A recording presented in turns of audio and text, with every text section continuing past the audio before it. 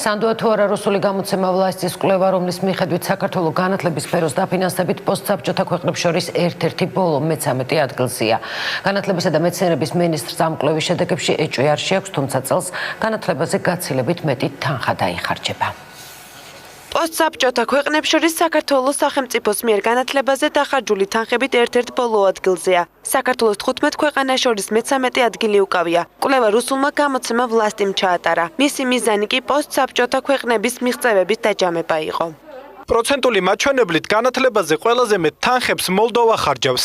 მათ ეს მაჩვენებელი 2004 წელს 6.8%-დან 2012 წელს 10.9%-მდე გაზარდეს.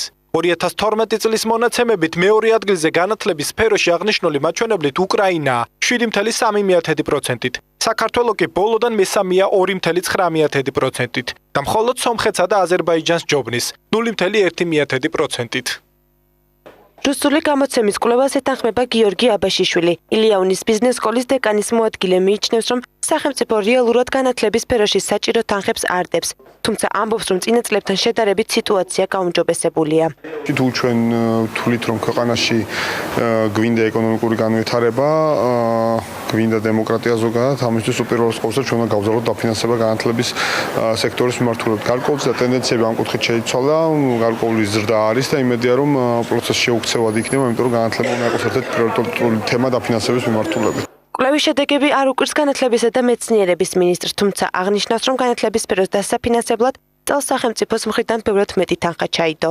ცვლილებები აისახა ბიუჯეტში. მე ვერ ვიტყვი, რომ ეს გადადგმული ნაბიჯი თავიდან ბოლომდე პასუხობს იმ მოთხოვნებს, რა მოთხოვნებიც დღეს გაგვაჩნია, მაგრამ კარგია, რომ ეს ტენდენცია დაიწყო. შესაბამისად, ჩვენ ვეცდებით ჩვენი მხრივ, რომ ეს ტენდენცია შევინარჩუნოთ და მომავალი წლის ბიუჯეტი კიდევ უფრო მეტი იყოს განათლების სისტემაში მოსიდული.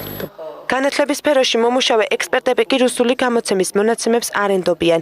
ისინი მსოფლიო ბანკის კვლევებს ეყრდნობიან და ამბობენ, რომ განათლების სფეროში არსებული მძიმე სიტუაცია არა მხოლოდ თანხების ნაკლებობას უკავშირდება, არამედ პრობლემა არსებული რესურსების არასწორად გადანაწილების ბრალია.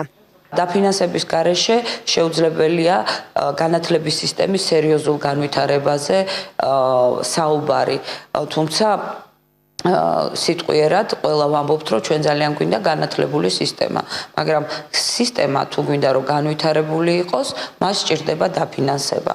2014 წლის სახელმწიფო ბიუჯეტში განათლებაზე გამოყოფილი დაფინანსება შარშანდელთან შედარებით 94 მილიონზე მეტით არის გაზრდილი და 764.3 მილიონ ლარს შეადგენს.